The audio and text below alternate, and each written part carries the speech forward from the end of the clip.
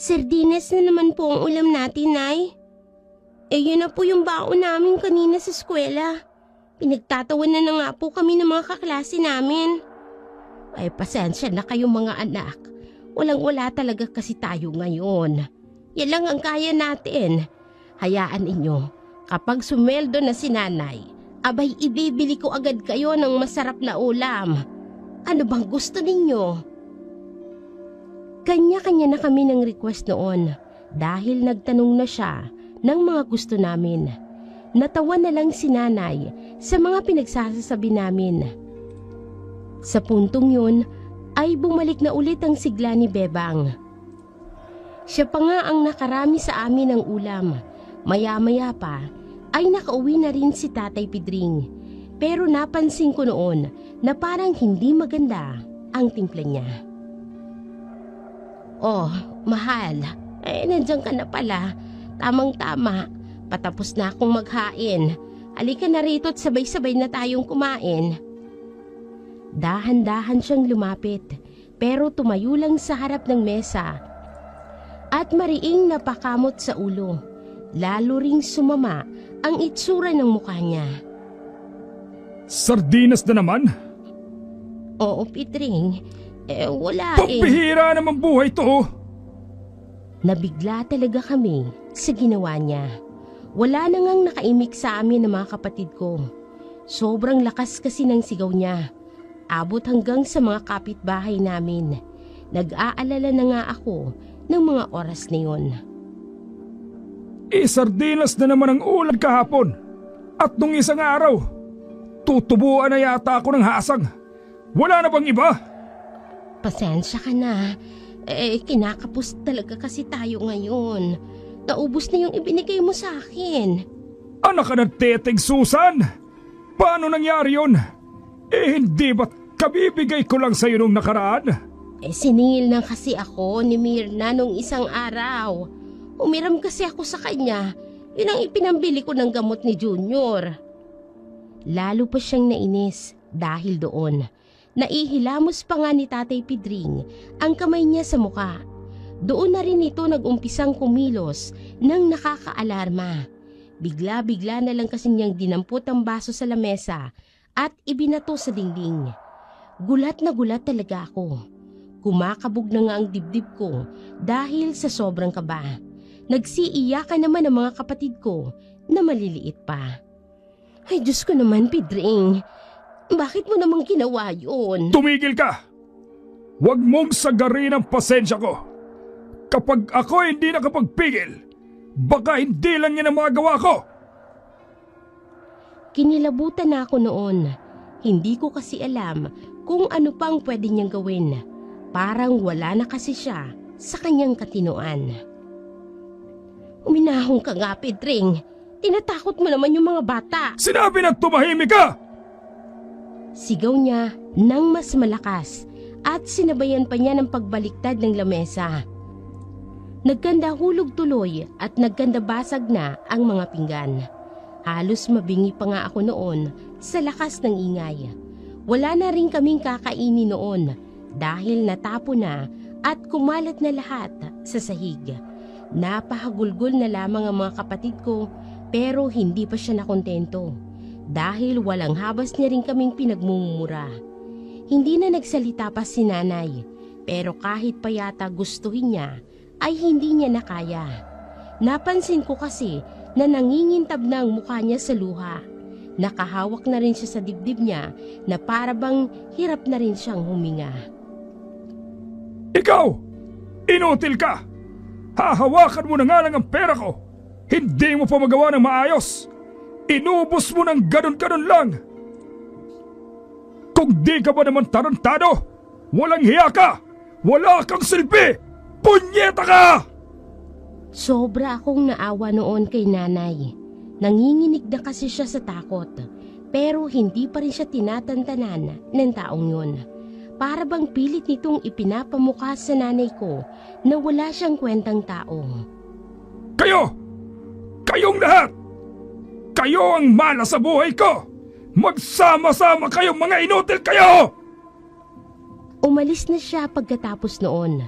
Pero hindi pa rin tumigil ang mga kapatid ko sa pag-iyak.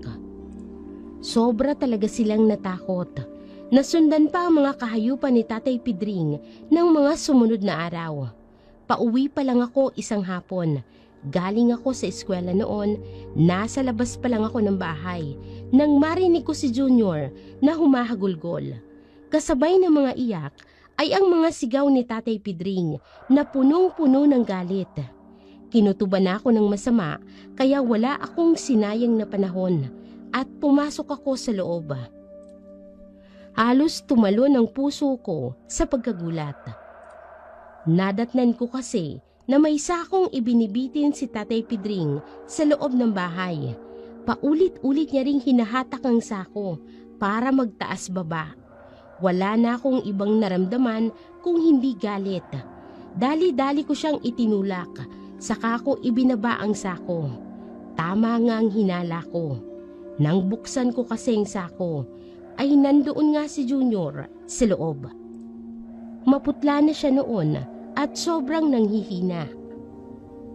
Parang anumang sandali ay mawawala na siya ng malay. Sigurado akong nahilo siya ng sobra at hindi na makahinga sa ginawa ni tatay namin. Agad ko muna siyang inilabas bago ko hinarap ang taong yon. Bakit mo ginawa yun? Pabigla kong sigaw. Sinalubong niya ako ng sampal. Sa sobrang lakas ay bumulagta ako sa sahig. Nahilo talaga ako noon. Sobrang bilis pa ngang umikot ang paningin ko. Para akong tinamaan ng suntok. Ganun na lang din ang kirot ng pisngi ko. Naglaho na ang init ng ulo ko at napalitan ng takot. Ang lakas naman ang loob mong pagsalitaan ako ng ganyan. Baka nakakalimutan mo na palamulin lang kita. Papatiin mo ba yung mga kapatid ko? Mabuti nang mamatay ang hayop na yan kesa naman lumaking tarantado.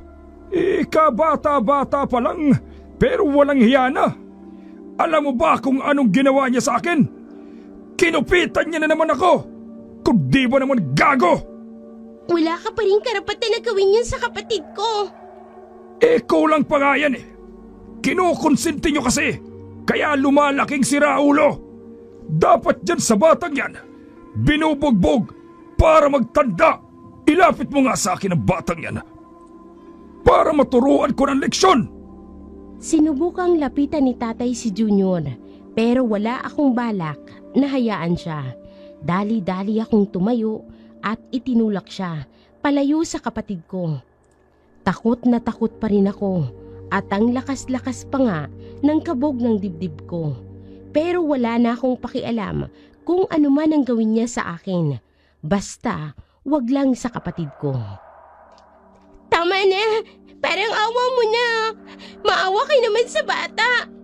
Pagsabihan mo yung kapatid mo, sa susunod na ulitin pa niya ang ginawa niya, hindi lang yan ang aabutin niya sa akin.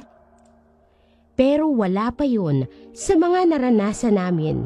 Isang araw, tinutulungan ko noon ang nanay ko na magluto nang makarinig kami ng sumisigaw sa labas na parang naghahamon ng away. Hindi lang namin yun pinansin. Nagulat na lang kami nang kumalabog ang pinto namin na para bang pinasok ng sapilitan. Hoy! May inutil! Magsilabas kayo! Ibalik niyo sa akin ang pera ko! Mga walang iya kayo! Agad akong kinabahan noon.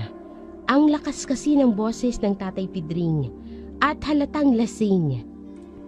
Nagmamadali naman siyang pinuntahan ni nanay. Naiwan ako para bantayan ang niluluto namin. Pero narinig ko ang mga nangyari. Ay, Diyos ko naman, Pidring. Kaaga-aga lasing ka na naman. Lagi ka na lamang naglalasing. Wala na tayong pera. Ibalik mo ang pera ko! Ano ka ba? Umayos ka nga. Tsaka anong sinasabi mo? Wala ka namang ibinibigay sa akin na pera. Yung pera ko, bigla na lang naubos. Asa na? Kinuha mo? Hindi ba? Ikaw ang alam kong kukuha doon. Wala. Ay wala nga akong kinuhang pera sa'yo. Paano naman hindi mauubos ang pera mo? Lagi ka nalang umiinom. Sinungaling ka! Ano ba, Pedring? Nasasaktan ako. Sigaw ng sigaw ang nanay ko. Ganoon na nga lang ang pag-aalala ko. Kaya naman iniwan ko ang niluluto ko at pinuntahan sila. Nangyari na nga ang pinangangambahan ko. Naabutan ko si tatay habang hawak niya ang buhok ng nanay ko. Ang gulo-gulo na ng buhok niya noon. Nakita ko rin na may pasa na siya sa muka. Pero hindi pa rin ako kontentong walang hiya. Dahil hinatak niya ang ulo ni nanay, sa kanya iniumpog sa pinto. Bumagsak si nanay sa sahig at humahagulgol na. Napasigaw na lang ako noon sa tindi ng galit ko. Hayop ka! Tahasan ko siyang sinugod sa tindi ng galit ko. Ay mapapatay ko na talaga siya ng tagpong yun. Wala na akong pakialam kung ano ang mangyayari sa akin pagkatapos. Pinaghahampas ko siya pero baliwala lang. Ginantihan niya lang ako ng isang suntok. Tinamaan niya ako sa mukha at nagdilim agad ang paningin ko. Parang nawala na rin ako sa sarili ko noon at hindi na ako nakagalaw. Sobrang sakit din ang mukha ko na para bang pinukpok ng martilyo. Pero hindi pa pala siya tapos. Bigla na lang kasi akong pinagtatatadyakan sa sikmura. Paulit-ulit at wala na yatang siyang balak na tantanan ako noon. Hindi na nga ako makahinga noon dahil sa sobrang kirot. Pakiramdam ko ay parang nadurog ang mga lamang loob ko. Sobrang nanghihina ako noon pero narinig ko pang sumisigaw ang nanay ko na parang wala na siya sa kanyang sarili. Ay, gago ka! Gago ka, Pedring! Papatayin kita! Kitang-kita ko noon na may hawak na siyang kutsilyo. Dali-dali pa niyang sinugod yon si tatay na animoy tututuhanin niya talaga ang kanyang banta. Pero mabilis naman itong nakatakbo. Sinundan pa siya ni nanay. Gusto ko sana siyang pigilan noon pero hindi ko na talaga kaya. Abot-abot talaga ang pag-aalala ko. Hindi ko kasi kakayanin kung may mangyari sa kanya. Inis na inis talaga ako noon dahil wala akong magawa. Huwag ka nang bumalik rito, hayop ka! Mapapatay talaga kita, Pedring! Sakalang naibsa ng pag-aalala ko nang makita ko na siyang bumalik. Awang-awa ako sa kanya noon. Sobra kasing namamaga ang isang niyang mata at pulang-pula pa ang kulay. Napansin ko rin na duguan na ang ulo niya. Hindi ko na nga lang mapigilang mapaluha. Sobra-sobra kasi ang ginawa niya sa nanay ko. Walang kasing sama. Ang bigat-bigat talaga ng pakiramdam ko noon. Naninikip na din ng gusto ang dibdib ko. Hindi ko talaga masikmura ang nangyari sa kanya. Ayos ka lang ba, anak? Anong masakit sa iyo? Sabihin mo kay nanay. Ayos lang po ako, Nay. Wala naman po kayong dapat na ipag-alala sa akin. Kaya ko po ito. Kayo na lang po itong napuruhan. Kitang-kita ko ang pagbuhos ng mga luha mula sa kanyang mga mata.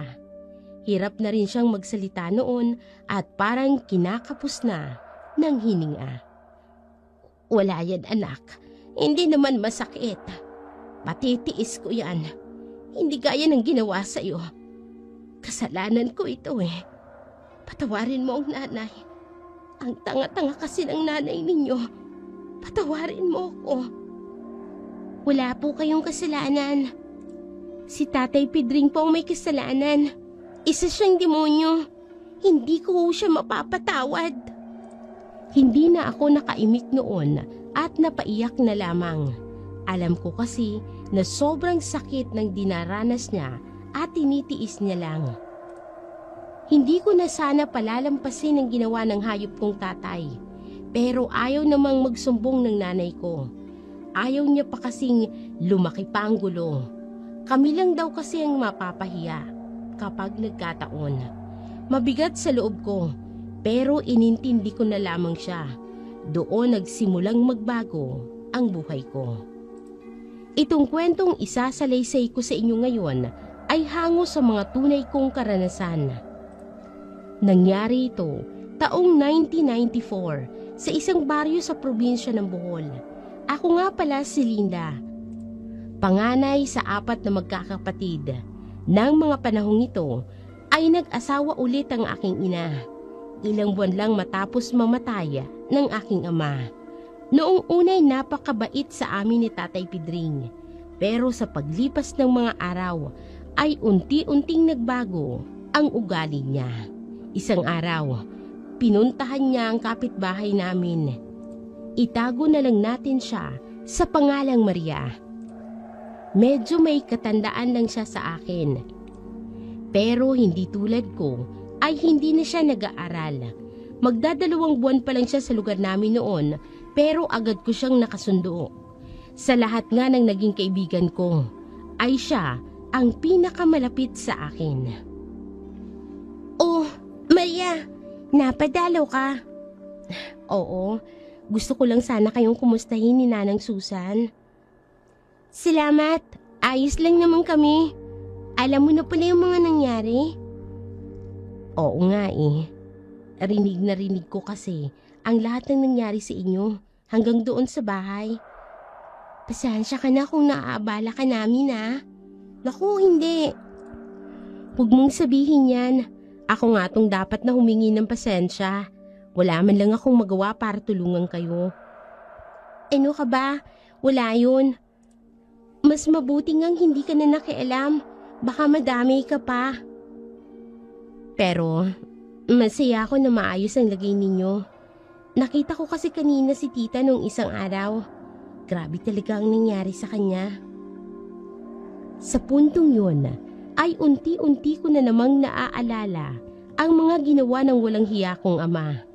Hindi ko na nga namalayan na tumulo na pala ang mga luha ko. Hindi ko na rin napigilan ang paglabas ng mga emosyon ko. Walang hiya siya. Wala siyang kwentang tao. Hinting-hinti ko siya mapapatawad. Kung may magagawa nga lang ako para gantihan siya, ginawa ko na. Gustong-gusto ko rin iparana sa kanya ang sakit na ginawa niya sa nanay at kapatid ko. Gusto ko siyang balian ng buto. Gusto ko siyang makita na duguan. Gusto ko siyang magmakaawa sa harap ko at pagsisihan niya ang lahat ng ginawa niya sa amin. Hindi na nakaimik si Maria. Ang akala ko'y natakot ko siya, kaya agad-agad akong humingi ng paumanhin. Nagulat na lang ako sa sinabi niya. Pasensya ka na. Meron akong alam na paraan. Ha? Pwede kitang tulungan, Linda. Meron akong alam na paraan para makaganti ka kay Manong Pedring. Ako ang hindi nakapagsalita sa sinabi niyang yun. Nabigla kasi talaga ako sa sinabi niya sa akin. Pero mas nanaig pa rin ang galit ko noon, kaya nagkaroon ako ng interes. Paano? Napalingon pa si Maria sa paligid namin para masiguro na walang ibang makakarinig sa sasabihin niya. Mapagkakatiwalaan ba kita, Linda? Oo naman. Bakit ba? Huwag kang mabibigla ah. Ano kasi, may lahi akong aswang. Nanlamig ang buong katawan ko sa ibinunyag sa akin. Nagtayuan din ang lahat ng balahibo ko sa katawan. Ni hindi kasi sumagi sa isip ko ang isang kahindik-hindik na bagay na sasabihin ni Maria. Alam naman ng lahat sa amin ang tungkol doon at alam din ng lahat na hindi yun ginagawang biro. Ano ba naman yung sinasabi mo, Maria? Kilabutan ka nga. Nagsasabi ako ng totoo. Hindi madali sa aking aminin sa'yo ang tungkol sa bagay na ito. Pero malaki naman ang tiwala ko sa'yo, Linda. Hindi ka ba talaga nagbibiro, Maria? Pero, paano naman nangyari yun? Kasi, Parang normal ka naman. Hindi ko kasi tinanggap ang pagiging aswang. Hindi ko kasi kaya ang ginagawa ng mga magulang ko. Nagalit sila sa akin hanggang sa hindi na magkasundo ang pamilya ko. Kaya lumayas na lang ako. Hindi ko na alam ang mararamdaman ko noon. Kinikilabutan kasi ako sa sinabi niya. Pero litong-lito ako sa pinag-uusapan namin. Teka lang Maria, naguguluhan ako eh. Ang sinasabi mo ba sa akin? Kailangan mong maging aswang. Halos suminto ang tibok ng puso ko noon. Parang hindi na nga ako makapag-isip. Sobra talaga akong nabigla sa sinabi niya. Anong ibig mo sabihin? Kailangan mong maging katulad namin. Para makaganti ka, may alam akong paraan kung paano mo magagawa ang mga yun. Pasensya ka na Maria. Nakalimutan ko. May gagawin pa pala ako eh. Salamat sa pagbisita mo. Ganoon na lamang talaga ang takot ko noon. Kung ano-ano na kasi ang sinasabi ni Maria. Para na siyang nasisiraan ng bait. Dali-dali akong pumasok sa loob noon at nagtago. Kabadong-kabado kasi ako. Saka lang ako nakahinga nang makita ko na siyang umalis. Dahil sa nangyari ay ilang araw ko siyang iniiwasan. Parang wala pa kasi akong lakas ng loob na kausapin siya. Pero may nangyari na tuluyang nagpabago ng isip ko. Isang gabi kasi nang makauwi ang nanay ko ay nahuli ko siyang iyak ng iyak. Hindi lang yun, dahil may pasana naman siya sa kanyang muka. Nay, ano pong nangyari? Si Tatay Pedring na naman ba ang may gawa niyan? Oo, anak. Lalo pang tumindi ang galit ko noon. Sobrang kapal kasi ng mukha ng taong yun. Para ulitin niya pang saktan ang nanay ko. Hinarang niya ako kanina sa daan. Alam niya kasi na may sweldo ako ngayon. Pinilit niyang kunin ang sweldo ko. Hindi naman ako makakapayag na ipangbisyo niya lang yun. Kaya hindi ko ibinigay. Kaso, bigla na lang siyang nagalit tapos sinaktan niya ako. Wala na akong magawa anak. Tinangay niya lahat ng pera natin. Sumusobra na po talaga siya. Hindi na po tama ang ginagawa niya. Pupunta po ako sa barangay ngayon para isumbong siya. Hindi anak, wag na. Bakit po? Huwag niyo pong sabihin sa akin na hahayaan na lang natin ang gagong yun. Sobra na po siya, inay. Pinagbantaan niya kasi ako. Sa oras daw na magsumbong ako, o di kaya isumbong siya, may mangyayari daw sa inyong masama ng mga kapatid mo. Anak, ayoko nang saktan niya pa kayo ulit. Hayaan na lang natin siya.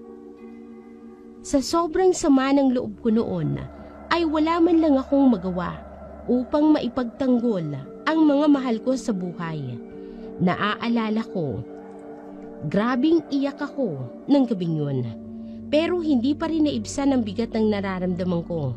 Umabot na rin sa punto na desidido na akong gawin ang lahat para lang magbayad ang taong yun. Kaya kinabukasan ay agad-agad kong pinuntahan si Maria sa bahay niya. Naabutan ko pa nga siya noon na nagwawalis. Ikaw pala Linda, ang aga mo yata ha? Ano bang sa atin? Pumapayag na ako Maria. Ha? Gusto kong maging aswang. Hindi ba sinabi mo tutulungan mo ko? Sigurado ka na ba dyan? Diyan sa sinasabi mo? Oo Maria, sawa na akong maging mahina. Sawa na akong tinatapak-tapakan lang kami ng ibang tao. Lahat gagawin ko para makaganti. Pakiusap Maria, tulungan mo ko. Parang awa mo na. Kahit ano gagawin ko. Niintindihan kita Linda. Bukas na bukas din, pupuntahan natin ang sitio na malapit doon sa bundok. May kilala akong matanda na nakatira doon. Naghahanap siya ng tao na pwede niyang pasahan ng bato. Kailangan mong tanggapin ang batong yun para maging isa ka ng ganap na aswang. Bigla na lang sumama ang pakiramdam ko noon. Nakaramdam pa ako ng matinding ginaw at naninindig pa ang mga balahibo ko sa katawan. Kinutuban talaga ako ng masama, pero wala na akong balak na umatras. Pumunta na tayo ngayon. Hindi na kami nag-aksaya ng panahon at bumiyahe. Mahigit 1 oras din ang itinagal namin sa daan hanggang sa makarating kami sa isang liblib na lugar. Nagtataasan ng mga puno sa daan namin. Lubak-lubak din ang kalsada. Ibinaba naman kami ng jeep sa isang lugar na nagkalat ang makakapal na damo at wala man lang kabahay-bahay. Naglakad pa kami noon ng kulang-kulang ng 30 minutos bago namin narating ang isang bahay. Pero nang makarating na kami sa lugar na yon, ay unti-unti nang nagbago ang pananaw ko. Unang tingin ko pa lamang kasi sa bahay na yon, ay nakaramdam na agad ako ng kakaiba. Ewan ko ba, pero hindi ko talaga maipaliwanag. Noon lang ako nakaramdam ng ganoon sa buong buhay ko. Bigla-bigla na lang ding lumamig ang hangin noon, kaya tinalaban ako at nag-alinlangan. Naunang pumasok si Maria upang kausapin ang mga kakilala niya. Naiwan tuloy akong mag-isa sa labas. Kinikilabutan na talaga ako ng mga oras na yun. Pakiramdam ko kasi ay parang may nakatingin sa akin. Pero kahit anong lingon ay wala naman. Wala akong makita. Paulit-ulit ko pang tiningnan ang paligid, pero wala talaga. Sa kabila noon ay hindi pa rin naaalis ang mabigat at masama na nararamdaman ko. Linda, halika na! Ganoon na lamang ang kaba ko nang tawagin ako ni Maria. Hindi ko nga maigalaw ang mga paa ko noon. Parang tinubuan na ng mga ugat. Napansin yata ni Maria ang pag-aalangan ko. Dahil agad niya akong nilapitan. May problema ba? Wala. Nahiya na akong humindi noon, kaya nilakasan ko na lang ang loob ko. Pagpasok ko pa lamang sa bahay na yon, ay lalo pang bumigat ang pakiramdam ko. Napansin ko kasi na kulay itim ang mga kurtina ng bahay. Bukod naman doon ay wala akong napansing kakaiba. Walang masyadong gamit sa bahay na yun. May mga upuan lang na gawa sa kahoy at ang lamesa naman ay gawa sa kawayan. Nakakita rin ako ng sala ng malalaking banga na tinatakpan ng itim na tela at sa tabi noon ay may bahagi ng troso na may butas sa loob. Nakalagay pa nga sa loob ng butas na yon ang isang mahabang kahoy na manipis sa gitna. Sa tingin ko ay ginagamit ang mga yon na pambayo ng palay o iba pang mga butil. Hindi nagtagal nang makilala ko ang mga aswang. Ewan ko ba, pagkakita ko pa lamang kasi sa mga taong yon ay kinutuban na agad ako na hindi sila ordinaryong tao. Naalala ko nga kung paano ako tinitingnan ng isa sa kanila na nasa 40 anyos at mahaba ang buhok. Puno kasi ng panghuhusga na parabang ang tingin niya sa akin ay kaaway. Hindi na talaga ako komportable noon kaya napahawak na lamang ako kay Maria. Manong Pong, siya po si Linda. Siya yung sinasabi ko sa iyo na tatanggap ng bato ni Tia Ora. Sigurado ka bang hindi tayo sasabit dyan? Lalo pa nga akong kinabahan nang marinig ko noon ang nakatatakot na boses ng taong yon. Opo, nakausap ko na siya. Ikaw! Halos huminto ang tibok ng puso ko noon sa gulat. Nang lumingon kasi ang taong yun sa akin, ay nanlilisik na ang mga mata nito. Tulad kung paano tumingin ang isang mabangis na hayop. Ganoon na lang ang kaba ko noon. Sumunod ka sa akin. Napatingin na lamang ako kay Maria noon. Tumango naman siya sa akin na para bang yun din ang gusto niyang gawin ko. Sa loob-loob ko ay gusto ko na sanang umalis pero hindi ko magawa. Wala akong lakas ng loob na gawin yun sa takot na may gawin sila sa akin kapag hindi ako sumunod sa gusto nila. Dinala niya ako sa isang maliit na silid. Hindi ko makakalimutan ang nakita ko roon. Para akong binabangungot. Sa higaan ay naabutan ko kasing isang matanda. Nakatali ang mga kamay at paa niya sa bawat sulok ng higaan. Pero ang itsura niya ay lubhang kahindik-hindik. Nakaluwa kasi ang dila sa sobrang haba. Sobrang payat din ng matanda. Halos wala na nga siyang kalaman-laman sa katawan at puro buto na lang. Napakagulo din ang buhok niya na tumatakip sa buo niyang muka. Pero nakikita ko pa rin ang mga mata niyang nanlilisik at ikot ng ikot. Ang pula-pula din ang matandang yun. Itsura niya talaga ay isang bangkay. Sobra na ang takot ko noon na parang ang sasabog na ang puso ko dahil sa kaba.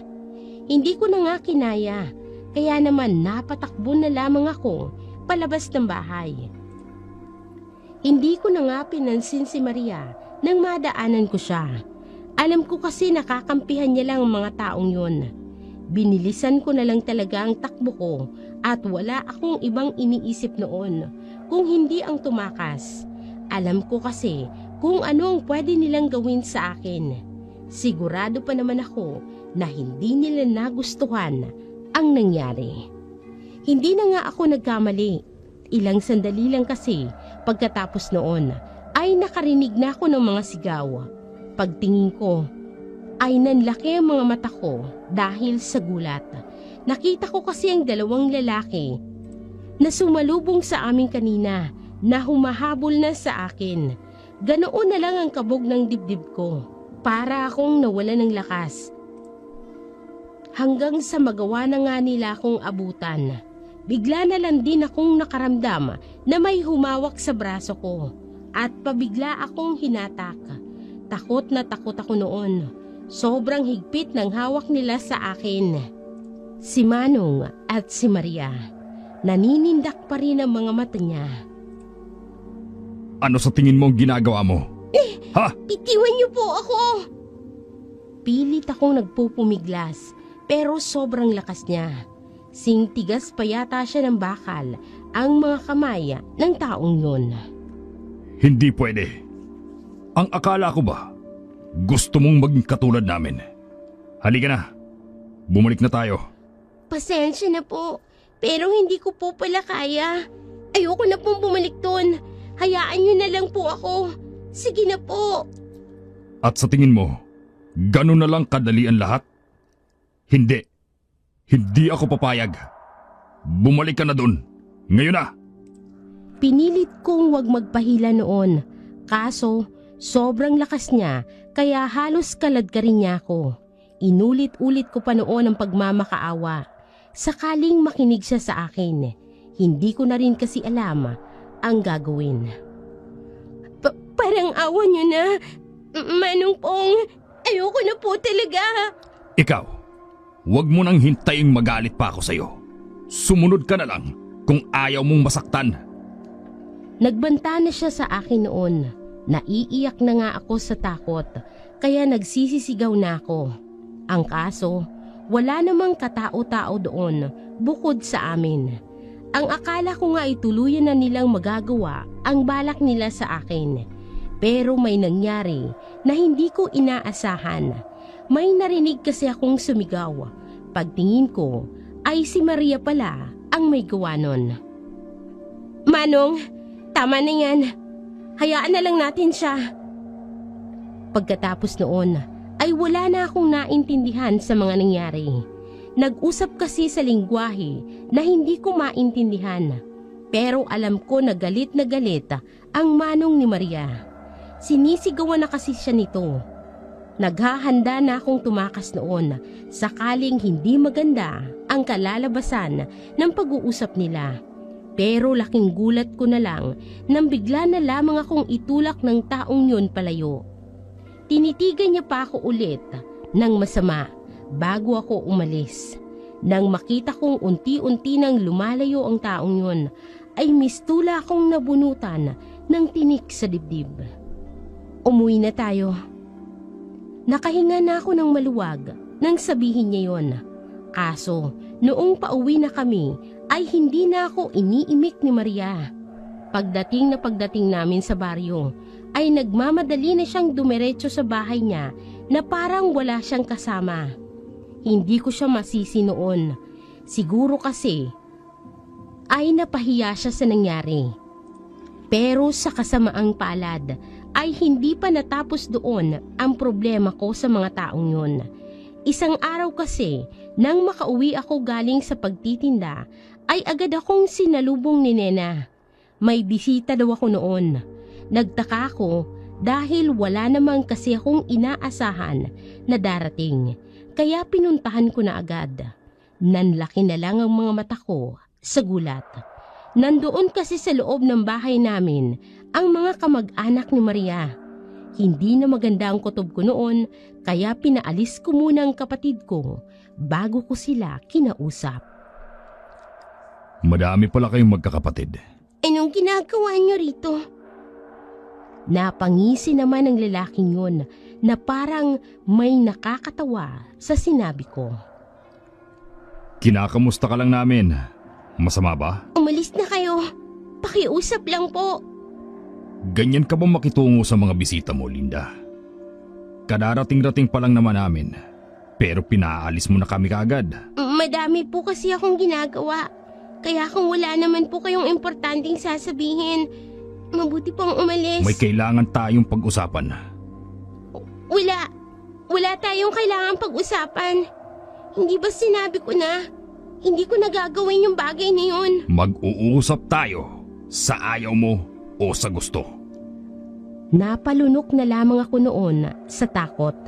Masama na kasi ang tingin sa akin ng taong yun. Hindi ko na nga alam ang gagawin ko. Alalang-alala na rin ako kung anong pwede nilang gawin ng mga oras na yun. Humihingi ako ng tawad sa inyo kung naabala ko kayo. Pero hindi ko na talaga magagawa ang sinasabi ninyo. Pasensya na po talaga. Ganon-ganon na lang ba, Linda? Ano pong ibig mong sabihin? Hindi ba't alam mo na ang pinakatatagong sikreto ng pamilya namin? Alam mo rin ba kung anong pwedeng mangyari sa amin sakaling kumalat ang lihim na yon? Ano po bang gusto ninyong gawin ko? Gusto lang naming makasiguro na wala kang ibang pagsasabihan. Kung hindi, alam mo na ang mangyayari. Opo, nangangako po ako. Wala akong ibang pagsasabihan. Wala pong ibang makakaalam ng tungkol sa bagay na yun. Wala po akong pagsasabihan. Siguraduhin mo lang. Pagkatapos noon, ay nagmamadali na silang umalis. Nahimas ko nga ang dibdib ko noon dahil sa bilis ng kabog. May kasunduan na kami ng taong yon, kaya hindi na sumagi sa isip ko ang naganap na mga sumunod na araw. Hanggang ngayon nga ay kinikilabutan pa rin ako sa tuwing maaalala ko ang mga nangyari. Isang gabi kasi, mga pasado 7:00, pauwi pa lang ako sa amin noon. Galing ako sa bahay ng kaklase ko nang may mapansin akong nakatayo sa tabi ng kalsada. Nag-iisa lang ang taong yun doon na para bang may hinihintay.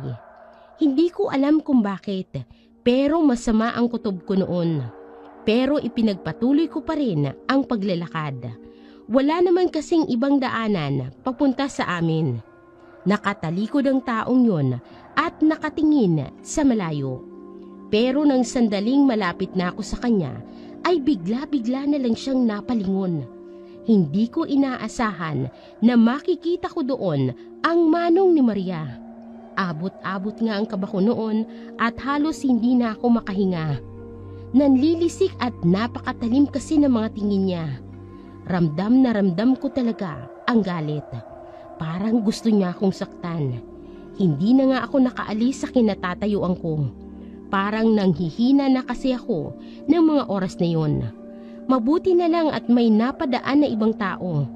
Nang makita niya kasi na may ibang makakakita sa amin, ay bigla siyang umalis. Pero umpisa lang pala yun. Ilang gabi kasi, buhat ng mangyari yun, ay naulit pang nakatatakot na ginawa niya. Katatapos lang naming kumain noon ang magpipinsan, kaya napasilip ako sa pintuan. Gulat na gulat talaga ako. Kumakalabog ng dibdib ko. Kung makatingin pa naman ang taong yun, ay ubod ng sama. Sobrang lapit pa naman niya sa amin noon. Ilang hakbang na nga lang ay makakapasok na siya sa loob. Pero hindi naman siya nagtagal at umalis din. Alam ko na noon na tinatakot niya talaga ako. Sa katunayan ay inulit pa niya ang ginawa niya isang gabi. Hindi ko malilimutan ang gabing yun. Nagpapahinga na ako noon nang magising ako. Dahil parang may tumatawag sa akin. Palakas yun ng palakas na para bang pinipili talaga akong gisingin. Ang akala ko noon ay isa lang yun sa mga kapatid ko. Inis na inis pa nga ako noon dahil ayaw kong maistorbo. Napilitan tuloy akong bumangon upang kausapin siya. Nawala agad ang antok ko. Wala naman kasi akong ibang nakita sa kwarto ng mga oras na yun. Nagtataka pa nga ako. Iniisip ko na lang din na guni-guni ko lang ang lahat. Kaso hindi. Agad ko rin kasing narinig ang nooy nakakapangilabot na boses. Punong-puno yun ng kasamaan. Hanggang sa mapatingin ako sa bintana. Para akong binabangungot. Nandoon kasi sa bintana at nakatitig sa akin ang isang napakapangit na nilalang. Napakahaba ng mukha niya at puno ng makakapal na buhok. Napakaitim ng balat niya na gaya ng kulay ng nasa paniki. Napansin ko rin na mayroon siyang matatalis na ngipin. Pero ang lubhang ikinatatakot ko ay ang malalaki at nagbabaga niyang mga mata. Malademonyong nilalang na yun. Paulit-ulit pa niyang tinatawag ang pangalan ko. Kaya napatili na lang ako para hindi ko siya marinig. Dali-dali naman akong pinuntahan ni nanay. Pagtingin ko naman sa bintana ay wala na ang halimaw. Pero sobrang lakas pa rin ng kabog ng dibdib ko noon. Para na nga akong hihimatayin. Hindi na biro ang ginagawa ng taong yun. Kaya naman kinabukasan ay agad kong sinadya si Maria upang kausapin. Naabutan ko siyang nagwawalis noon. Nang makita niya naman akong papalapit, ay agad siyang tumigil at akmang papasok na sana sa loob. Pero dali-dali ko siyang hinawakan sa kamay para pigilan. Sandali lang, Maria. Kailangan kitang makausap. Pasensya ka na, Linda. Pero may gagawin pa ako. Sa puntong yun, ay hindi ko na napigilang mapaiyak. Pakiramdam ko kasi ay wala nang tutulong sa akin. Sige na naman, Maria, oh. Parang awa mo na. Kailangan kong tulong mo. Ikaw lang ang makakatulong sa akin. Lumuhod pa ako noon para lang pagbigyan niya ako. Hanggang sa hindi na nga ako natiis. O sige, tumayo ka na dyan. Alam na siguro ni Maria na hindi biro ang problema ko. Pinatuloy niya pa kasi ako sa bahay niya at pinainom ng tubig. Doon ko isiniwalat ang lahat sa kanya. Ano? Paano nangyari yun? Hindi ko alam. Pero ilang araw niya na akong ginugulo. Hindi ko na rin alam kung ano pang pwede niyang gawin. Kaya nakikiusap ako sa iyo, Maria. Kausapin mo naman ang manong mo. Tigilin niya na ako, kamo. Pakiusap. Sige, gagawin ko ang makakaya ko. Naibsa na ang pag-aalala ko noon. Kilala ko kasi ang kaibigan ko at alam kong tutuparin niya ang anumang sabihin niya. Kaso, pagkatapos ng araw na yon ay hindi ko na ulit siya nakita. Hindi na rin siya umuwi sa bahay niya. Alalang-alala nga ako noon. Hindi ko kasi maiwasang isipin na baka may nangyari na sa kanya na hindi maganda. Hanggang isang gabi, naganap ang hindi ko talaga inaasahan. Tandang-tanda ko pang nangyari noon. Papunta ako sa tindahan noon nang bigla akong kinutuban ng masama. Pakiramdam ko kasi ay parang may sumusunod sa akin. Nagtataasan na nga mga balahibo ko sa katawan. Pero nang huminto ako at lumingon, ay wala naman akong makita. Napabuntong hininga na lang ako, saka ko itinuloy ang paglalakad. Nang walang ano-ano, ay may biglang sumunggab sa akin mula sa likuran. Niyakap niya ako ng sobrang higpit at tinakpan ang bibig ko gamit ang malaki niyang kamay. Hindi na ako nakagalaw noon at hindi na rin ako nakahinga. Kahit noong nagpupumiglas din, ang gawin ko ay walang kwenta. Tinangka ko pang sumigaw, pero halos ungo lang ang nagagawa ko. Wala na talaga akong nagawa, hanggang sa manikip na lang ang dibdib ko at unti-unti akong makaramdam ng panghihina. At hindi rin nagtagal nang dumilim na ang paningin ko. Nagising na lamang ako noon nang may marinig akong sumisigaw. Hoy! Gumising ka! Nakilala ko agad ang boses niyon. Nang magising nga ako, ay siya agad ang nakita ko. Nakatitig na naman ang manong ni Maria sa akin ng sobrang galit. Takot na takot ako noon, kaya sinubukan kong umalis. Pero nakaupo pala ako sa isang upuan at nakatali ang buo kong katawan. Saka ko lang napansin na dinala niya pala ako sa bahay nila. Agad-agad kong napagtanto noon na wala na talaga akong takas sa kanya. Kaya hindi ko na napigilan ang mga luha ko na tumulo dahil sa sobra kong takot. Parang awan niyo na po. Pakawalan niyo na po ako. Hindi ko po talaga kaya ang gusto ninyo. Manahimik ka! Papakiusapan ko pa sana nang bigla akong makarinig ng sigaw. Pagtingin ko naman sa paligid ay madali kong nakita ang matandang babae sa higaan nito. Kinilabutan ako agad sa nakita ko. Sobra kasi siyang magpumiglas na para bang nauulol. Taliwas yun ang huli ko siyang makita na nanghihina at halos hindi na makagalaw. Sobrang gulo din ang buhok niya at naglalabasa naman ang mga ugat sa liig niya. Kung hingalin din ng matanda ay gaya ng isang malaking hayop. Panay din ang sigaw nito na parang isang baboy na kinakatay. Alam ko na noon na hindi normal ang nangyayari sa matanda. Nanlalamig na nga ang buong katawan ko sa takot. Kaya kahit alam kong mapanganib ay nanghas pa rin ako na makiusap. Parang awan niyo na po. Hindi ko po talaga magawa. Sinabi ng manahimik ka! Matindi niyang sigaw sa akin, kaya naman napahagulgol na lang ako. Ayoko sanang isipin, pero mamamatay na yata ako noon. Lubha na din akong nagulat sa mga sumunod na nangyayari.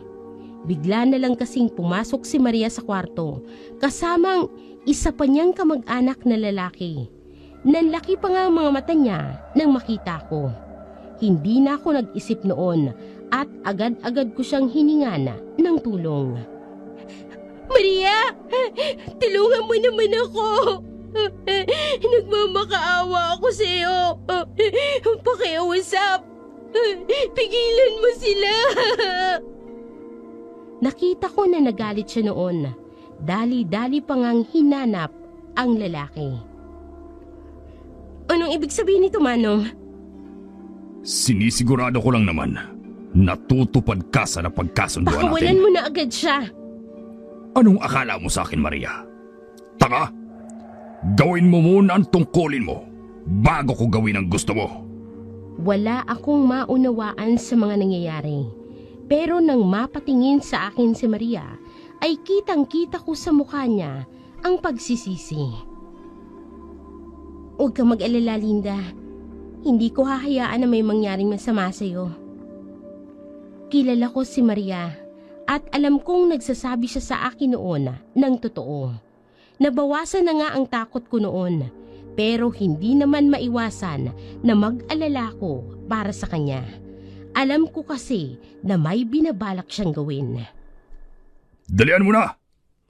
Sumungit pa nga ang tingin niya noon, pero agad pa rin namang nilapitan ni Maria ang matandang babae. Nang mga oras na yon ay sigaw ng sigaw ang matanda. Ang sabi pa nga niya ay ayaw niya na daw at gusto niya nang magpahinga.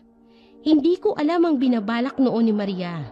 Narinig ko na lang siyang nagsalita ng kakaibang lingwahe, kasabay ng paghawak niya sa ulo ng matanda. Ngunit parang mas nagalit ang matanda at lalo pa kasi itong nagwala. Sobrang lakas nito at umuuga pa nga ang higaan na ginawa ng taong yun. Sinabayan pa yun ng bawat ungol at sigaw ng matanda sa nakakakilabot na boses. Mga ilang minuto rin ang walang tigil na pagwawala ng matanda. Hanggang umakyat na lang ang dibdib nito na parang hinahatak ng tali. Ang nakapagtataka pa ay hindi bumabalik sa ayos ng katawan ng matanda.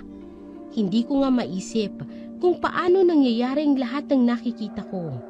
Napansin ko na lang na ipinasok ni Maria ang kamay niya sa bibig ng matanda. Parang may kinuha siya roon.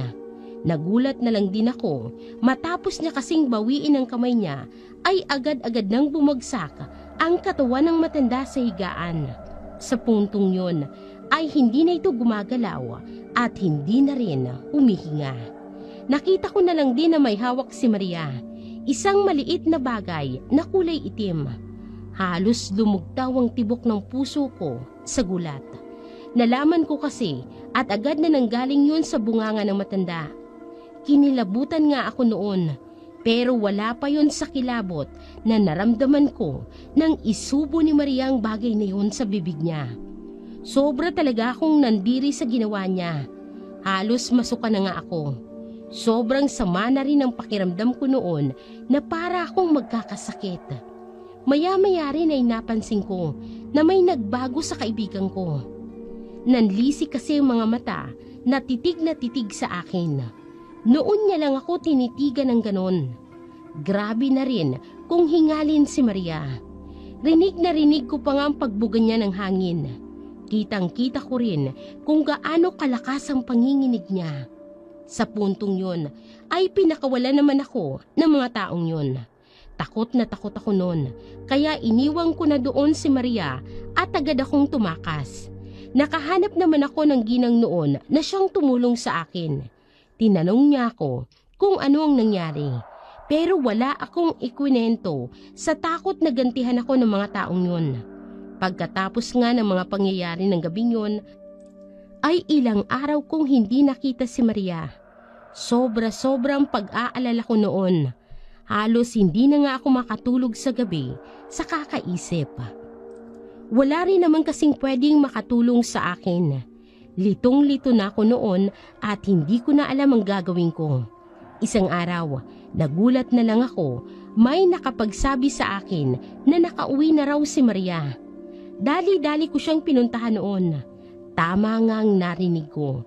Nang makita ko nga siya, ay agad-agad ko siyang nilapitan. Alalang-alala ko noon sa kanya. Ang dami-dami ko ring tanong. Pero ayaw niya nang alalahanin pa ang mga nangyari. Nirespeto ko na lang ang gusto niya. Ang mahalaga naman sa akin ay makita siyang ligtas. Pero sa pagdaan ng mga linggo ay unti-unti kong napapansin ang mga pagbabago sa kilos ni Maria. Ibang-iba na talaga ang mga kilos niya at hindi normal. Naaalala ko pa ngang nangyari isang araw. Nagkakatay ako ng isa sa mga alaga naming manok noon at nagulat na lang ako. Nakita ko na lang kasi siya na nasa loob na pala ng kusina namin. Hindi ko napansin na pumasok siya kaya sobra akong kinabahan. Diyos ka naman, Maria. Nandiyan ka lang pala. Bakit hindi ka man lang nagsasabi? Nagulat tuloy ako. Pasensya na. Naamoy ko kasi na may masarap kang niluluto. Kaya agad-agad akong pumunta dito. Takang-taka na ako ng mga sandaling yun. Hindi pa naman kasi ako nag-uumpisang magluto. kaya hindi ko alam kung anong sinasabi niyang masarap. Lalo ko pang ikinabahala ang mga sunod niyang ginawa. "Pwede ko bang tikman?" tanong niya habang nakaturo sa karni ng manok at nakalagay sa mangkok. Katatapos ko lang hiwain ang mga yon, kaya litong-lito talaga ako. "Hindi pa kasi luto yan. Baka sumakit ang tiyan mo." "Pwede na yan, Linda." Hindi ko na siya napigilan nang kumuha siya ng piraso ng karne na agad-agad niyang isinubo. Ang lakas pa nga ng pagnguya ni Maria na para bang sarap na sarap siya sa pagkain. Napansin ko pa ngang tumulo ang laway niya. Para talaga siyang gutom na gutom ng mga oras na yon. Hindi pa siya nakontento sa isa at umulit pa. Pero hindi pa yun ang pinakamalala. Ilang araw kasi pagkatapos noon ay may ginawa ulit siyang lubhang nakakabahala. Papunta ako ng tindahan noon nang mapansin ko si Maria na kausap ang kabaryo naming buntis na si Lena. Ganoon na lang kasi kung amuy-amuyin at halikan ni Maria ang tiyan ni Lena. Tuwang-tuwa pa talaga siya. Pero napansin ko na hindi komportable si Lena. Agad-agad akong lumapit para kausapin siya. "Maria?" "Oh, Linda, ikaw pala. Halika, tingnan mo si Lena, oh. Ang laki-laki ng tiyan niya, oh. Nakakatuwa." Hindi na yata nakatiis si Lena dahil nagpaalam na siyang aalis. Pero napansin ko sa mukha ni Maria na hindi siya sumasang-ayon. "Sandali lang, Lena. Teka lang." Akma niya pang hahabulin si Lena, pero nahawakan ko na agad siya at pinigilan. "Hayaan mo na siya, Maria." Hindi, Linda. Hindi mo kasi naiintindihan." "Lena, sandali lang! Huwag ka na munang umalis! Lena!" Sumisigaw siya noon na sobrang lakas. Halos kaladkarin niya na ako. Ayaw niya talagang paalisin si Lena. "Itiwan mo ako, Linda!" Galit siya noon kaya lalo ko siyang hindi binitiwan hanggang sa hindi ko na nakikita si Lena at nakalayo na. "Sinabi ng bitawan mo ko!" Sobrang lakas niya noon kaya wala akong nagawa kung hindi ang bumitiw. Mabuti na lang at nakaalis na si Lena noon. Kaso, ako naman ang pinagbuntunan ng galit niya. Parang ang init-init na talaga ng ulo niya noon.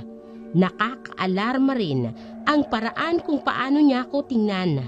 Nanlilisik at puno ng galit. Ganun na ganun niya ako tingnan nung araw na isinubo niya ang maitim na bagay. Ibang-iba na rin ang kilos niya. Nagngingit-ngit na kasi siya noon at umuungol na parang isang aso. Sinubukan ko naman siyang kausapin. "Maria, ayos ka lang ba?" Pero hindi siya sumagot at inangilan pa ako gaya ng isang asong nauulol. Kabadong-kabado na nga ako noon. "Huminahon ka lang, Maria." Dahan-dahan niya pa akong nilapitan na para bang gusto niya akong atakihin. Nagtatayuan na nga ang mga balahibo ko sa takot. Susubukan ko sanang hawakan siya noon para pakalmahin siya. Nang bigla na lang siyang sumigaw. Napahawak na lamang ako sa dibdib ko noon dahil sobra-sobra na ang pagkabog noon. Ang akala ko talaga ay may balak siyang masama sa akin. Nakahinga lang ako ng maluwag nang umalis na siya. Pero mas nangibabaw ang pag-aalala ko sa kanya. Kaya kinabukasan ay agad ko siyang pinuntahan upang kumustahin. Hindi na mainit ang ulo niya noon at malugod niya pa akong pinatuloy sa bahay niya. "Pasensya ka na pala kung nasigawan kita kahapon. Hindi ko naman yung sinasadya, Linda." "Naku, wala yun." Ang akala ko ay wala ng problema, ni hindi sumagi sa isip ko ang mga sasabihin niya sa akin ng mga oras na yun. Natutuwa lang talaga kasi ako kay Lena. Ang sarap kasing hawakan ng tiyan niya. Tapos, ang bango-bango pa. Nag-alala na talaga ako noon para sa kaibigan ko. kaya hindi ko natiis na tanungin siya. Maria, ano kasi? Ano yun? Huwag kang magagalit Ba't naman ako magagalit? Gusto ko lang sanang itanong kung ayos ka lang ba? Kung wala ka bang nararamdamang masama sa katawan mo? Natahimik siya noon at umiwas ng tingin na para bang nag-iisip. Parang mayroon nga, Linda. Ano bang nararamdaman mo? Sabihin mo sa akin, baka makatulong ako sa'yo. Ano kasi, nitong mga nakaraang araw, napapansin ko na palaging mainit ang pakiramdam ko. Palagi rin akong nauuhaw. Tapos palagi rin akong takam na takam. Para bang hindi ako nabubusog. Tsaka, gusto kong kumain ng malalansa. May hinala na ako noon sa nangyayari sa kanya. Pero ang bilis-bilis ng kabog ng dibdib ko, kaya hindi ko masabi sa kanya. Tsaka Linda, alam mo ba, minsan pakiramdam ko, parang humahaba ang dila ko. Tapos kapag gabi, parang gising na gising ang diwa ko. Parang sobra ring lakas ko. Kahit magtatatakbo pa nga ako, pwede Gusto mo bang magpatingin sa doktor? Sasamahan kita. Ano ka ba, Linda? Hindi ko naman kailangan ng doktor. Ang lakas-lakas ko kaya. Tsaka wala naman akong sakit. Sa puntong yun, ay pinaalis niya na ako. May gagawin pa raw kasi siya. Sinunod ko na lang ang gusto niya.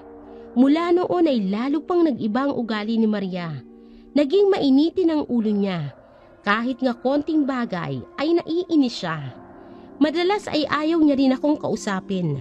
Pero sa ibang araw naman ay napakatahimik niya na para bang sobrang lungkot. Minsan naman ay sobrang tamad niya. Hindi na nga siya naliligo. Ang gulo-gulo pa nga ng buhok niya at ang dumi-dumi ng kuko.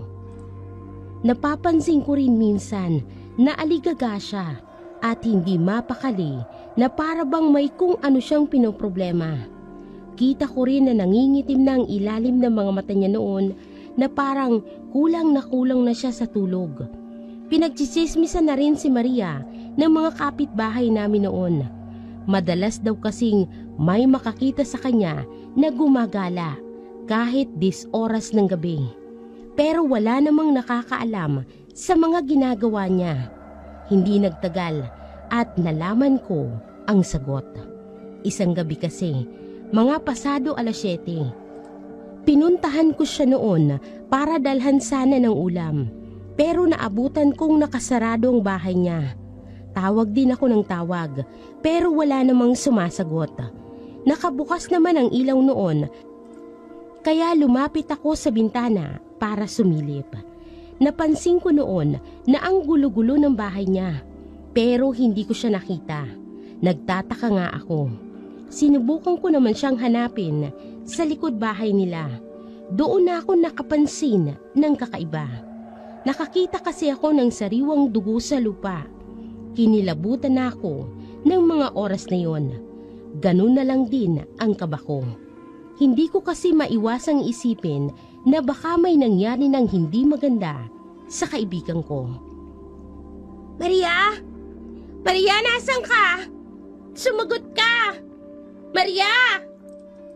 Sigaw ako ng sigaw noon pero wala namang sumasagot sa akin.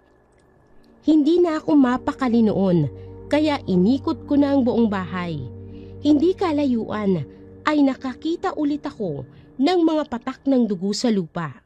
Sariwa rin ng mga yon gaya ng una at parang gumapang din ang mga patak na yon patungo sa likod bahay nila kung saan maraming makakapal na damo. Hindi na ako nagdalawang isip na sinundan ang mga bakas. Maria, nandiyan ka ba? Pakiusap, sumagot ka naman. Hindi ko alam kung bakit, pero ang sama-sama na ng kutob ko ng mga oras na yun, na para bang anumang sandali ay may mangyayaring hindi maganda. Pero nilakasan ko na lamang ang loob ko. Kailangan ko kasing hanapin si Maria. Nang walang ano-ano'y, Umalingasaw ang lansa ng buong paligid. Halos bumaliktad pa ang sikmura ko noon sa sangsang ng amoy.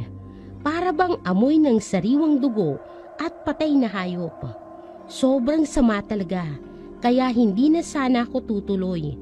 Nang biglang nakarinig ako ng mga kaluskos sa damo. Nang tingnan ko naman ang paligid, ay wala naman akong nakita. Sino yan? Maria? Ikaw ba yan? Sino yan? Magpakita ka sa akin! Halos mabingi na ako noon sa sobrang kabog ng dibdib ko. Lalo pa nang makarinig ako ng parang umuungol na hayop. Sa isang iglap ay may nakita akong tumayo sa gitna ng mga damo. Isang nakakasuklam na nilalang. Sobrang kapal ng buhok niya at ang gulo-gulo. Nanlilisik naman at malabalon sa itim ang mga mata. Naglalabasan pa nga ang mga ugat sa liig niya.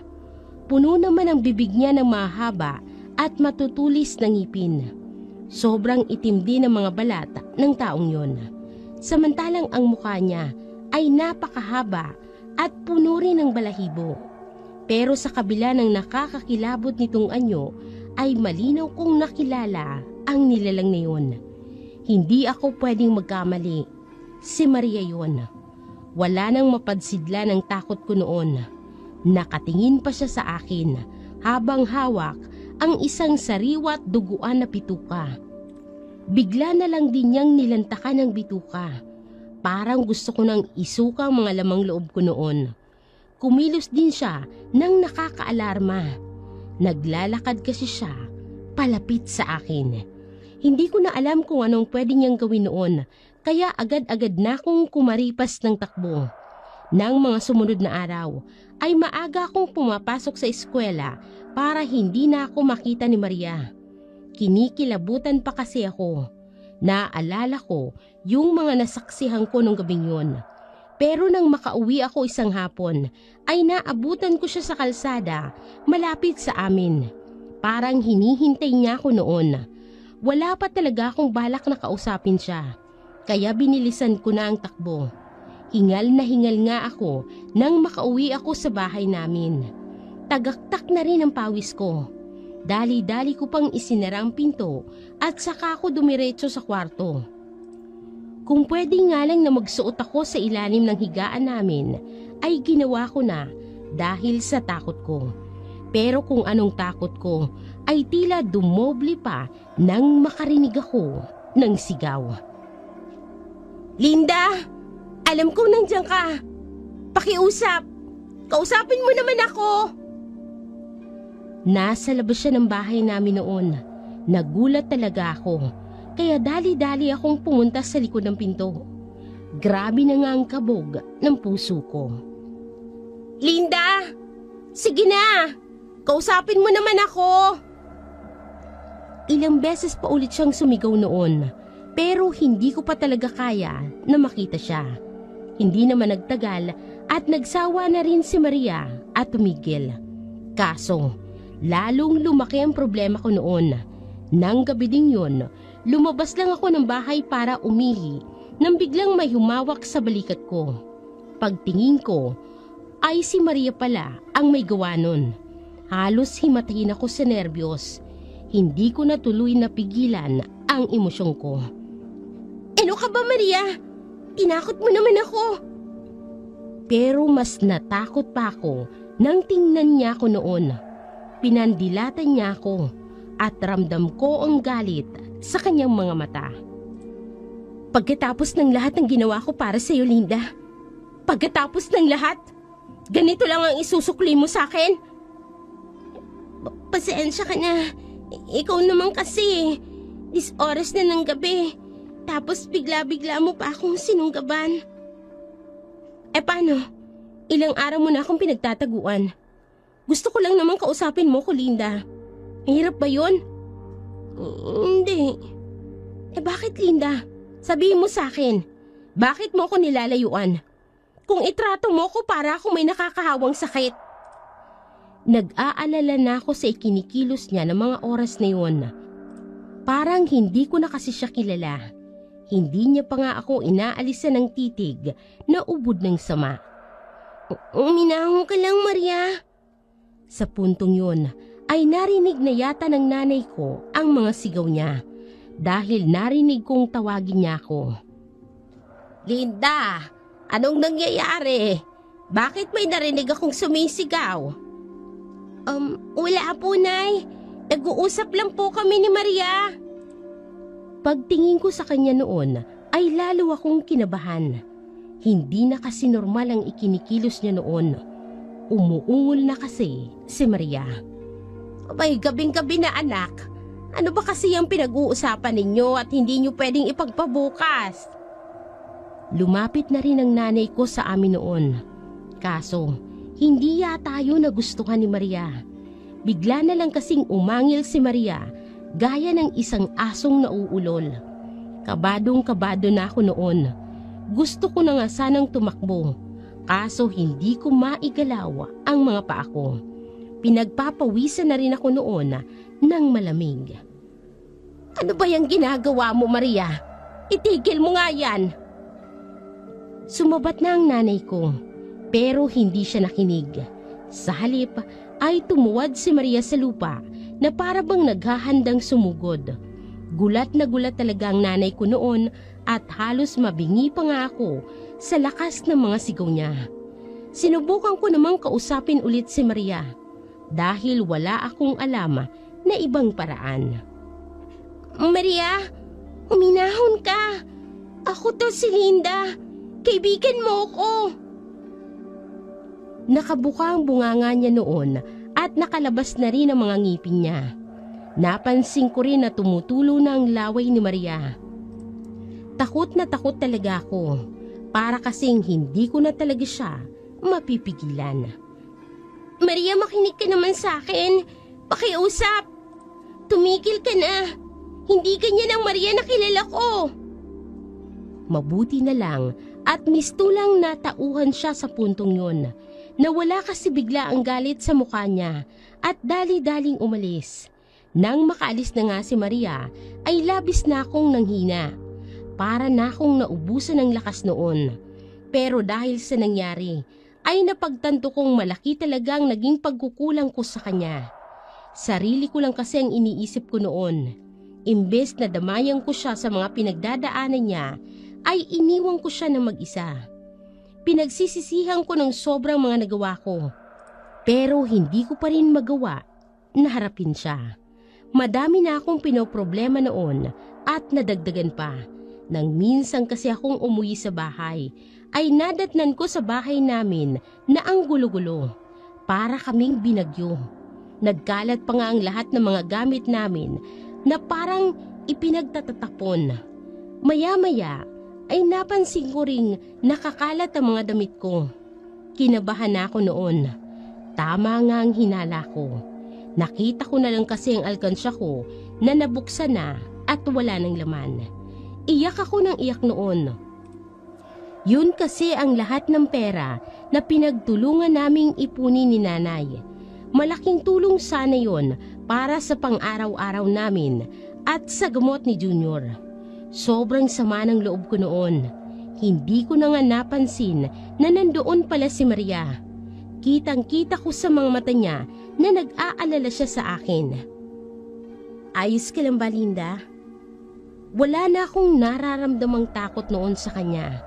Parang siya na lang ulit ang matalik kong kaibigan. Dali-dali ko nga siyang nilapitan at niyakap. Agad niya naman akong pinahinahon at saka ko na ikwento sa kanya ang lahat.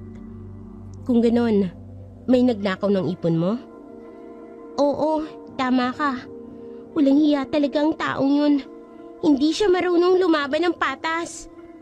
May kutob na ako noon kung sino ang maaaring nagnakaw sa pera ko. Kaso wala naman akong patunay hanggang sa magtapat sa akin si Maria. Ang totoo kasi niyan, nakita kong may pumasok sa bahay ninyo kanina. Sino? Sabihin mo nga sa akin, Maria. Si Manong Pidring. Hindi nga ako nagkamali, kaya dali-dali kong pinuntahan ng magaling kong ama. Sinamahan naman ako ni Maria para patutuhanan ang ibinibintang ko. Naabutan namin siya noon na umiinom kasama ang mga kaibigan niya. Sa puntong yun nga ay lalong lumakas ang kutob ko. Hindi na nga ako nakatiis at sumugod. Ang kapal naman ng mukha mong hayop ka! Malakas kong sigaw kaya napatingin naman ang lahat ng mga lasenggos sa amin. Sobrang tapang na rin ang tingin niya sa akin noon. Anong sinasabi mo? Ha? Ninakaw mo ang pera ko. Walang hiya ka. Tapos ginamit mo para sa bisyo ninyo. Ang husay mo rin, ano? Ano naman sa'yo ngayon? Kulang pa nga yan sa lahat ng pinalamong ko sa pamilya ninyo. Umami na siya noon, kaya naman ang init-init na ng pakiramdam ko at para na akong sasabog sa galit. Ibalik mo ang pera ko. Ngayon na! Ano ka? Hello? Maligas ka? Tsaka, mag-iingat ka nga sa pananalita mo. Baka hindi kita matansya. Sa sobrang galit ko, ay sinugod ko na siya. Kaso, sobrang lakas niya pa rin at itinulak lang ako. Nang bumangon ako at sumugod, ay sinampal ako. Gustong gusto ko talagang saktan siya, pero hindi ko naman kaya. Humalis ka na, babae ka. Bago pa ako may magawa sa'yo.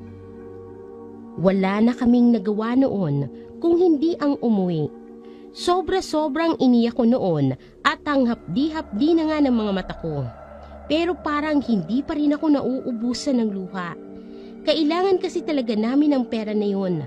Pero winaldas lang ng suga pa akong tatay. Walang hiya talaga siya. Hindi ko siya mapapatawad. Gustong gusto ko talaga siyang saktan. Huwag kang mag-alala, Linda. Ako nang bahala. Hindi ko alam kung ano pang ibig sabihin ni Maria sa sinabi niya noon. Pero hindi naman siya nagpaliwanag. Hindi na nga maalis sa isip ko ang sinabi niya. Kaya nung gumabi na, ay sinadya ko siya sa bahay niya. Gaya ng huli akong nagpunta roon, ay nakasarado na naman ang bahay. Hindi ko na naman siya nakita. Nag-alala ko noon. Naisip ko kasi na baka sinumpong na naman si Maria. Ganoon na lamang ang kaba ko. Pero nagpasya pa rin ako na hanapin siya. Hindi ko kasi maatim na pabayaan ulit si Maria. Hinanap ko siya sa buong bahay niya hanggang sa mapunta ako sa likod ng bahay niya kung saan maraming makakapal na damo. Nakita ko ulit siya doon, pero ng mga oras na yun ay parang may pupuntahan siya. Hindi na nga ako nagdalawang isip na sundan si Maria. Baka kung ano na naman kasi ang gawin niya. Papunta siya noon sa gubat, kaya lalo pa akong naghinala na may hindi magandang mangyayari. Kaya mas binilisan ko pa para abutan siya. Hindi nagtagal ay napansin ko siyang tumigil at umupo sa tabi ng isang mataas na puno. May kutob na ako noon na parang may gagawin siya, kaya nagtago na lamang muna ako at naghintay. Maya-maya ay naglabas na siya ng isang maliit at itim na libro na kanyang binasa ng malakas. Malapit lang ako sa kanya noon, kaya rinig na rinig ko ang bawat katagang binibigkas niya noon. Pero wala akong maintindihan. Ibang lingwahe yata ang gamit niya noon. Inulit-ulit pa ni Maria ang mga katagang sinasabi niya. Hanggang sa makaramdam na ako ng sobrang sama. Bigla-bigla na lang ding lumakas ang ihip ng hangin. Tagos nga hanggang sa buto ang ginawa. May kutob na ako noon na dahil yun sa ginagawa ni Maria. Tinatalaban na ako ng matinding takot, kaya gusto ko na sanang umalis. Kaso ng mga oras na yun ay sobrang bigat na ng katawan ko at hirap na akong gumalaw. Hindi na nga ako nakakaalis at nasaksihan ko pa ang lalong paglakas ng boses ni Maria. Rinig na rinig ko nang unti-unting magbagong boses niya. Noong unay naging boses lalaki siya, pero hindi nagtagal ay mas lumalim pa ang tinig niya hanggang sa maging nakakakilabot na tunog. Parang tulad ng isang demonyo. Napansin ko din noon na naglalabasan ng mga ugat niya sa liig. Maya-maya naman ay nangitim na rin ang kulay ng kanyang balat. Ilang sandali pa'y bigla-bigla na naman siyang sumisigaw na para bang dumadaan siya noon sa matinding sakit. Lalo pa akong natakot sa mga sumunod kong nasaksihan. Dahan-dahan kasing umikot ang ulo ni Maria. Nanlaki talaga ang mga mata ko. Hindi kasi nababali ang liig ni Maria kahit na umabot hanggang sa likod ang ulo niya. Nagtuloy-tuloy pa nga ang pag-ikot hanggang sa makabalik ang ulo niya sa dati nitong pwesto. Pero sa puntong yon ay hindi pa rin tumigil ang ulo ni Maria sa pag-ikot. Hindi na nga ako makapaniwala hanggang sa mapansin ko na lang ang unti-unting paghaba ng kanyang ulo. Bigla na lang din siyang tinubuan ng makakapal na buhok sa muka. Nagbago na rin noon ang mga mata niya at dahan-dahan na naging pula. Maya-maya ay humaba na rin ang mga ngipin niya. Ganoon din ang mga kuko niya sa kamay at paa. Sa puntong yon ay tumigil na rin siya sa kasisigaw at ganoon na lang ang lalim at pagkahingal niya. Alam ko na noon na tapos na ang pagbabagong anyo niya. Isa na siyang ganap na halimaw. Hinang-hina na ako noon nang bigla na lang siyang tumuwad na gaya ng aso at tumakbong gamit ang mga kamay niya at paa. Nagmamadali talaga siya para siyang may kailangang puntahan. Nag-alala na talaga ako sa kanya kaya pilit kong nilalabanan ang takot ko upang sundan siya. Sobrang bilis niyang tumakbo noon at hingal na nga ako noon sa kakahabol kay Maria. Pero hindi ko talaga siya magawang abutan. Maya-maya pa'y napansin ko na kung saan siya patungo. Papunta yun sa bahay ni Tatay Pidring. Unti-unti nang luminaw sa akin ang lahat noon. Sa takot ko na sa kung anong pwede niyang gawin ay pilit ko pang binilisan. Nang makarating na nga ako doon, ay nakarinig agad ako ng nagsisigawan. Lalo pang lumakas ang kutob ko, kaya wala na akong sinayang na panahon hanggang sa maabutan ko nga si Maria na nakatayo na lang siya noon. Pero napansin ko na duguan na ang bibig niya at ang mga kuko niya. Halos tumalon pa ang puso ko noon sa sobrang kaba. Napansin ko kasi na titig siya noon kay Tatay Pidring. Nakaupo na lang ang tatay ko noon sa lupa. Duguan na siya nang makita ko. Tulong! Tulong! Tulungan niyo ako! Sigaw na rin siya ng sigaw noon, pero wala namang ibang tao doon na pwedeng magligtas sa kanya. Lumayo ka sa akin. Alimaw ka! Lumayo ka! Kitang-kita ko rin na umiiyak na siya noon sa sobrang takot. Siguro ay alam niya na noon kung gaano kahirap ang ginawa niya sa amin. Parang awa mo na.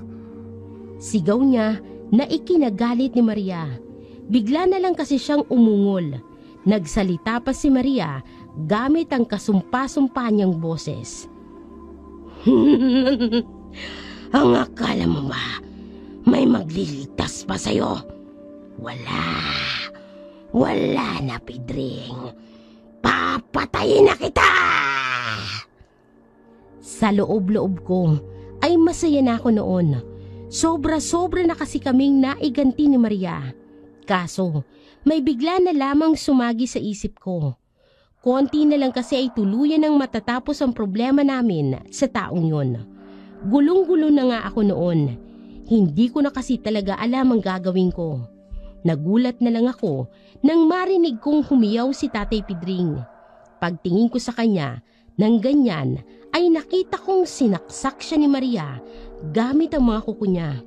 Bumaon ang lahat na matatalim na kuko ni Maria sa paa niya. Hindi na nga makatayo si tatay at wala na siyang ibang nagawa kung hindi ang gumapang. Tulong! Tulungan niyo ako! Ayoko pang mamatay! Hindi na ako nakatiis noon. Kahit sobra-sobra na kasi ang galit ko, ay hindi ko naman maatim na dungisan ni Maria ang kamay niya dahil lang sa taong yon. Maria! Sigaw ko at agad naman siyang napalingon sa akin. Kinilabutan pa nga ako sa sama ng tingin niya, lalo pa sa boses niyang makapanindig balahibo. Linda, nandiyan ka na pala. Tamang-tama.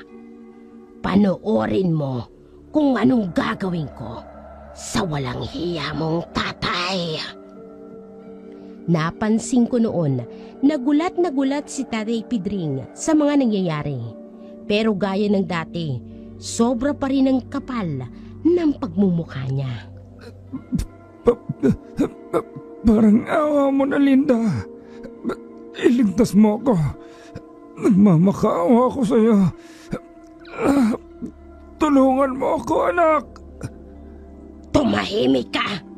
Hindi ka tutulungan ni Linda dahil papatayin na kita. Wag! Wag! Susugod na si Maria noon. Dali-dali namang gumapang ang tatay para tumakas. Kaso, madali lang siyang naabutan ni Maria. Hinawakan siya nito sa isang paa at kinaladkad pabalik. Napasigaw na lamang ako. Wag, Maria! Itigil mo na yan! Ano? Anong sinabi mo? Parang awa mo na, Maria. Itigil mo na yan. Bigla-bigla na lang siyang napasigaw na para bang sobra siyang nadismaya. Ganoon na nga lang ang kaba ko sa naging kilos niya. Maria, huminahon ka lang. Makakaganti ka na, Linda. Makakaganti ka na. Papatayin ko siya. Hindi ba yun ang gusto mo? Hindi mo na kailangan gawin yun. Hindi mo na kailangang manakit para sa akin. Nasisiraan ka na ba, Linda? Pwede ko na siyang patayin ngayon. Kapag ginawa ko yun, hindi niya na ulit kayo masasaktan. Alam ko, Maria, pero ayaw ko namang gumawa ka ng bagay na pagsisisihan mo sa bandang huli. Kaya, Maria, nakikiusap ako sa'yo. Tumikil ka na. Sa puntong yun, ay napasigaw pa si Maria ng sobrang lakas. Takot na takot pa nga ako. Hindi ko na kasi alam kung ano ang pwede niyang gawin. Pero huminaw naman siya pagkatapos noon at saka nagmamataling tumakas. Hindi ko na ulit siya nakita pagkatapos noon. Mabilis kasing kumalat sa lugar namin ang pagiging aswang niya. At kapag bumalik siya, ay sigurado akong mapapatay siya ng mga kabaryo namin. Dahil sa nangyari, ay naputulan naman ang paa si Tatay Pedring. Nagalit pa siya sa akin noon at sinisi ako sa nangyari sa kanya. Pero wala na siyang nagawa noon para saktan uli kami. Utang ko ang lahat ng yun sa kaibigan ko.